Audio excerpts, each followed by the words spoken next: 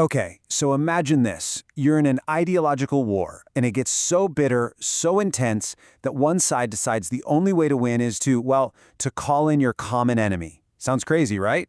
We're about to dive into this absolutely shocking event from medieval history, a story where an internal Jewish conflict spiraled into an act of betrayal that is, frankly, just unprecedented. And this whole story becomes so much more personal when you hear from the people who lived it. We're actually looking at the words of Maimonides' great-grandson, and you can just feel his disbelief. He's just learned that his ancestor's entire life's work was publicly set on fire. I mean, the shock and the pain in this letter, you can still feel it, even 800 years later. It's just palpable. So that leads to the big question, the central mystery of this whole explainer. Who on earth would hand over precious Jewish books to the Christian Inquisition to be burned? And here's the twist. The people responsible weren't the usual enemies from the outside. No, the instigators were insiders, fellow rabbis. And they made a decision that would change the course of Jewish history forever. All right, so to really get how things got this extreme, you have to understand the two totally different worldviews that were on a collision course. I mean, this was not just some minor disagreement. This was a battle for the very soul of Judaism. And this really breaks it down perfectly. You've got two worlds at war here. In one corner, you have Maimonides. He's all about logic, science, and rational philosophy, universal truth. But in the other corner, his opposition is coming from a completely different place. We're talking cosmic morality, Kabbalah, mystical secrets, and this idea of a heroic, dogmatic faith. So for them, Maimonides wasn't just an intellectual foe you could debate. Oh no, he was a demonic foe that needed to be destroyed. So, who exactly were these people on the other side of the divide? Let's introduce the antagonists of our story, a really powerful, kinda mysterious group that demanded nothing less than absolute obedience. They called themselves the Rabbis of France, but don't let the name fool you. It wasn't just a geographical label, it was a weapon. The source actually calls it a code term invented to bully the opposition. It was basically a claim that their group, and only their group, held supreme, unquestionable authority over all of Jewish life and thought, everywhere. And the way their power was structured was just wild. First off, they were anonymous. You didn't obey a person, you obeyed the title. Second, their decisions were binding on everyone, no matter where you lived. And this is the real kicker. Their authority wasn't based on what they argued. It was based on who they were. You didn't get to debate the rabbis of France, you just obeyed. Period. And if you're thinking this was just some fringe movement, check this out. This quote is from Ramban Nachmanides, one of the most respected rabbis of the entire era.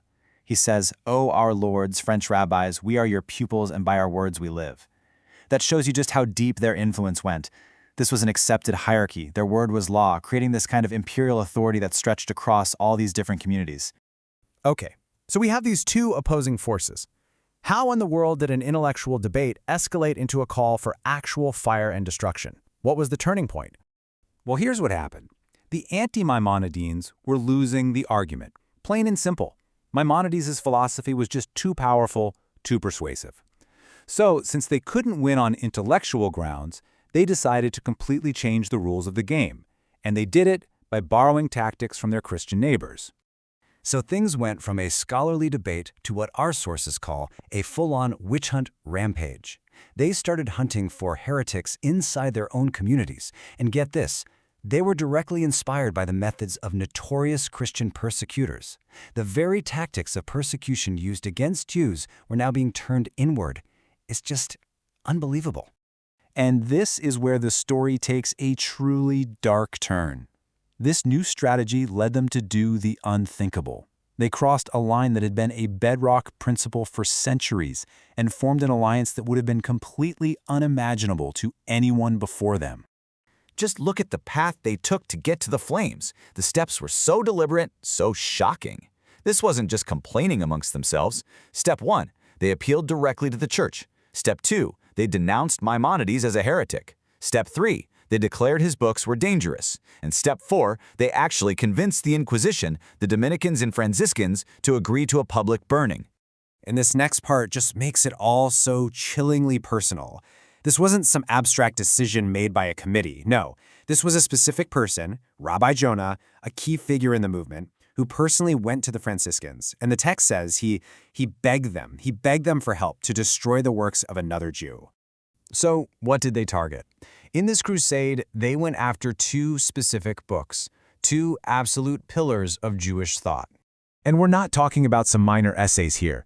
They targeted the Mishneh Torah, which was this monumental, revolutionary code of Jewish law.